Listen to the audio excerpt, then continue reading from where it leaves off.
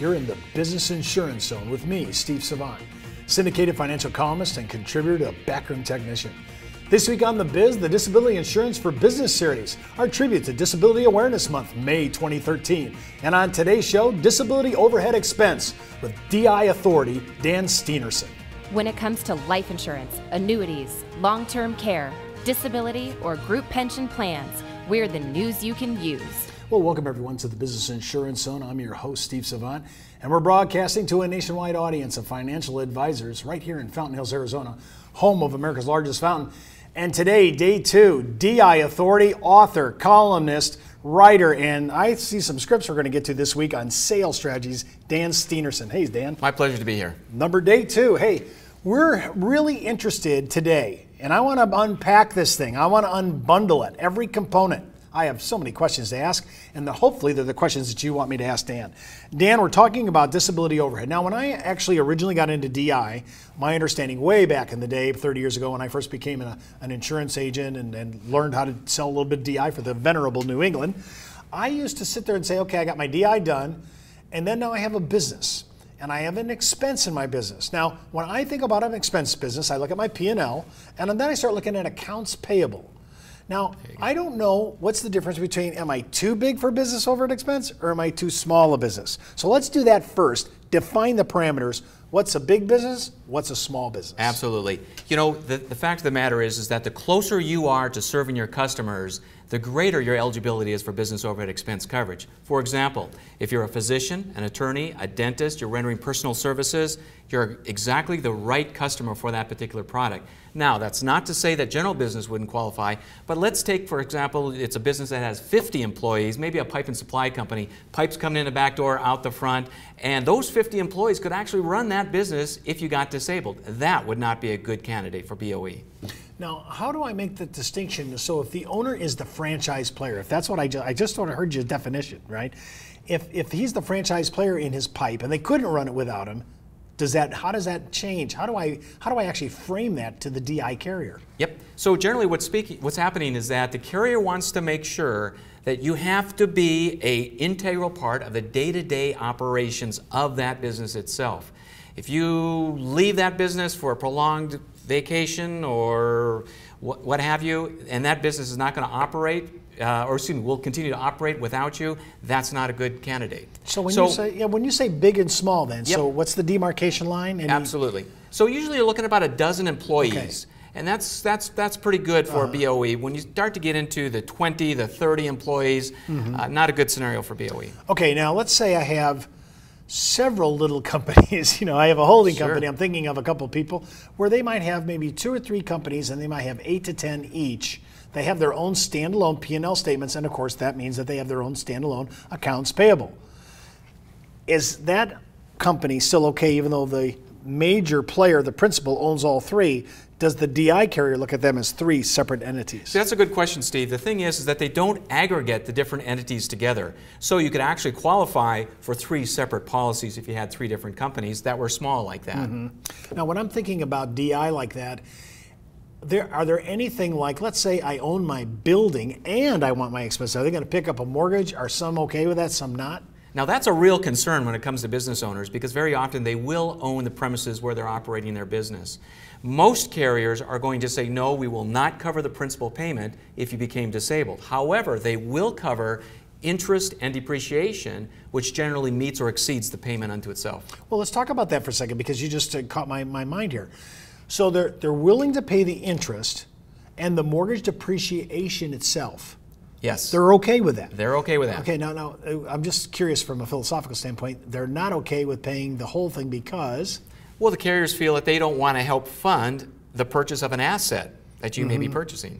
So the actual expense load of a company is one thing.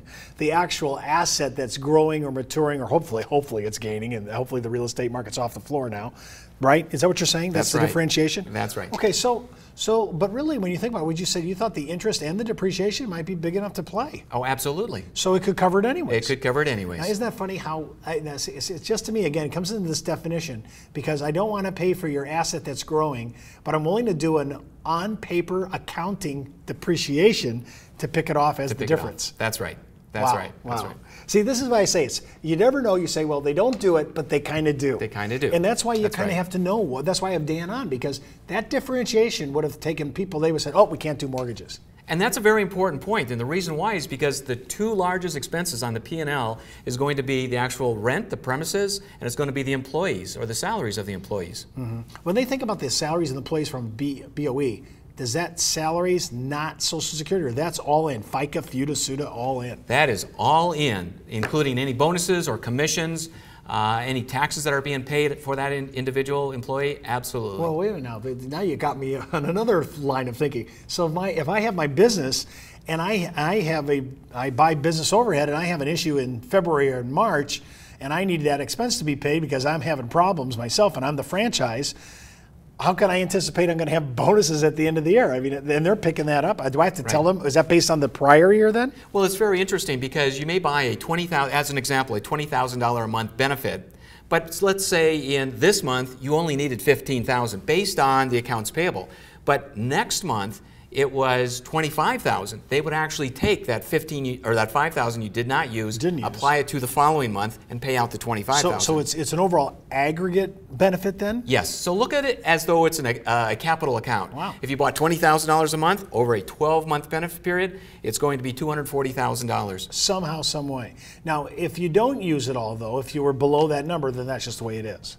Yes. Okay. That's So right. they're never going to pay. But if you were, as long as it didn't exceed that over a 12-month calendar year, is that way I'm understanding? That's right.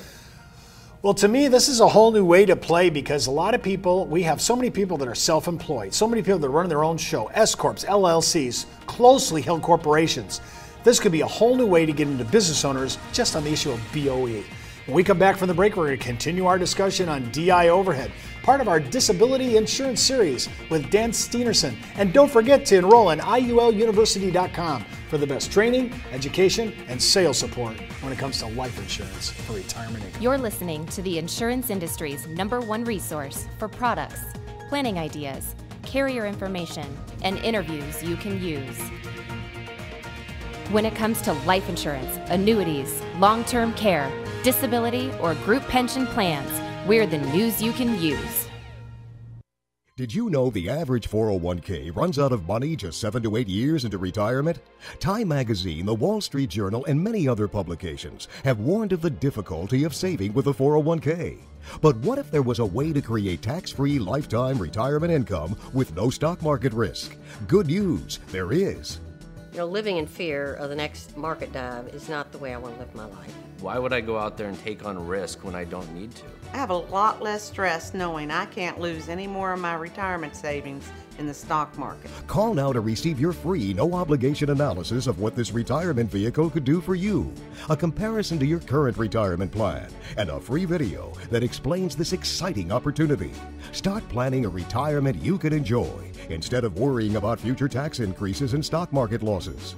Creating income that will last your entire life is the most important thing you'll ever do. Take control of your future. Call now for your free analysis, comparison, and video. Well, welcome back to the Business Insurance Zone. I'm Steve Savant with Dan Steenerson. And remember, you can order today's materials at thebiz.tv. And while you're there, click on Backroom Technician icon for a 30-day free trial to access the best needs analysis and sales support material. Hey, on there, we have a huge DI package, both business session and individual. It's huge, and I recommend on your 30-day free trial, pull it down. If we're interested in you in DI, go out to Backroom Technician on that icon on thebiz.tv, hit it, and download. We're doing everything. Everything we talked about last week with Marcy. I pulled all that from Backroom Technician. It's just great. I've been using it for 22 years. And remember, we are talking about tax things now and things of that nature and accounting thing. Before you move forward with anything that you hear Dan and I talk about, always consult your tax advisor. And of course, if you're FINRA licensed, your broker-dealer compliance department. We're talking about business overhead. I kind of find this intriguing. I mean, when I'm thinking about paying my expenses, now I'm paying me, I'm on DI, I'm on my disability, but now my company is getting paid, and if I'm the franchise player, that really matters. It absolutely does matter. Well, talk about this. So you have a scale script, and again, I'm just going to show you this. Dan has so many of these scripts, and if you say, Steve, I want all, I don't know how many you have. I have 7 of them with me. If you say, I want these, we'll send these to you. Just write me at thebiz.tv, and I'll send them to you all day long. This one's on, I love this because you know how we get into acronyms. right? We're crazy in our industry. He has this thing called selling BOE. Don't forget PWB. Okay, I bite. What's PW? What are you doing here? Well, it's a premium waiver benefit. Okay. And basically, the waiver of premium is 90 days. However, when you take a look at the plan design of a typical business overhead expense policy, you're looking at a 30-day waiting period and generally a 12-month benefit period. Yeah, you can go out to 2 years, but it doesn't make any sense. I say curl it back to 12 months, save the extra premium, but also maintain that 30-day waiting period. Now, what happens if you go out on claim after 30 days? You're not on waiver of premium. You don't get out on waiver of premium until the 90th day. So what's going to happen there is that you can actually use that premium as a reimbursed item under this benefit plan. No, you just caught me here. You just kind of poo-pooed 2-year BOA. So tell me, I have 1 year business expense overhead. I have 2 year. Did I just catch you that you're not excited about 2 year? Well, I'm glad you asked that question because very often producers will go ahead and sell a 2-year benefit period. But what happens in the event that you're well or you recover prior to 2 years? And generally speaking, that recovery does come within the first year.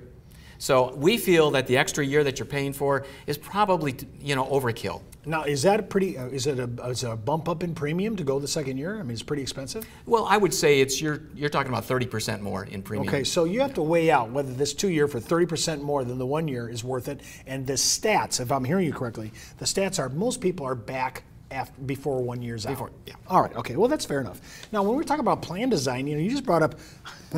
I got elimination period. I got the waiting period. I got the now. And is there a waiver involved in this in your PWB? Built in. Okay, so it's built in. So you got to find out when did the clock start for all these little events. Right. I mean, right. I hate to say this. I feel like I'm in 4 different time zones. Yeah. Because I don't know when does it start, when does it start. I think that's your next thing, Dan. I'm just telling you not to. I need a new strategy that says a clock and what starts when. Right? There you go. And make it look like an international, looking at different places.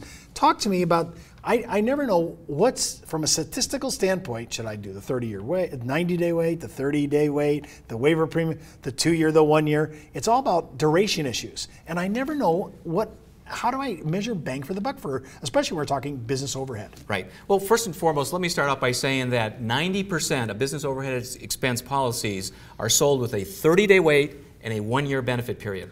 Now, there's a reason for that 30-day wait. That business is the goose that's laying the golden egg. It's cash flow. You've got to keep that cash flow going as long as you can without any interruption whatsoever. Well, when I'm thinking that if that becomes the boilerplate, so if I'm going to order a bid on business overhead, I should be pretty much thinking, okay, 30-day wait, 1 year, here's what I'm bringing into offer. What financial docs, because I know this all has to be justified, what do you need to play this game? Well, it depends. It depends on the benefit amount that you're applying for. Typically, you can buy anywhere from $1,000 up to $50,000 per month with the domestic carriers. All right, well, let me just stop you there. If I have a $50,000 nut a month, per month, right? Per month. If I have a $50,000 nut, I think they're going to want to see my they're going to want to see my 1040, yes, right? Absolutely. And my business. Yes, they'll want to see the business returns as well as the personal returns. They want to make sure that your business is not running in the negative. Right. Okay. And yeah.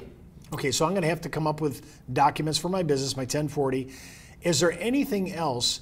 Am I looking at that first before I even talk about it? I need to see those documents before I even want to talk about it. Well, I think that it's okay to talk about it because there's always a carrier out there that can do something one way or another. The difficulty comes when you promise that a carrier is going to deliver something, obviously, that you're not sure that they can deliver. However, you can certainly communicate to the client that if you give me those documents, we'll find out what's available to you. And we're using 50,000 as an example, or is that one of the big caps? That is the ceiling. Now, you can go beyond that, but we have to go to the Lloyd's of London market. And then there's no cap. Wow, Lloyd's of level. Well, now I'm curious, just for my sake of my audience, how many times do you punt and go to Lloyd's of London for, I want the full Monty on my entire accounts payable? More often than you think. And they're okay paying it. Yes. See, I'm fascinated because there's about 24 carriers left in DI and really only a handful. I'd call the top 10 and then you're done, right? Now I'm adding on, we're always talking about caps, limits, right? Now we're talking Lloyd's of London, and if you could stroke the check, they can cover it. They can issue it. Unbelievable. And we do that. You guys do. Absolutely. Unbelievable. Well, you've heard it all here. Disability buyout. It could be the way into businesses that you never thought before. Remember, you can watch this show and all our shows on DI just by going out to our website at thebiz.tv. And don't forget, you can follow me on Twitter, Facebook, LinkedIn, Pinterest, and Google+. That's the Buzz on the Biz for today. Get in the zone, the business insurance zone. You're listening to the insurance industry's #1 resource for products, planning ideas, carrier information, and interviews you can use. When it comes to life insurance, annuities, long-term care, disability, or group pension plans, we're the news you can use.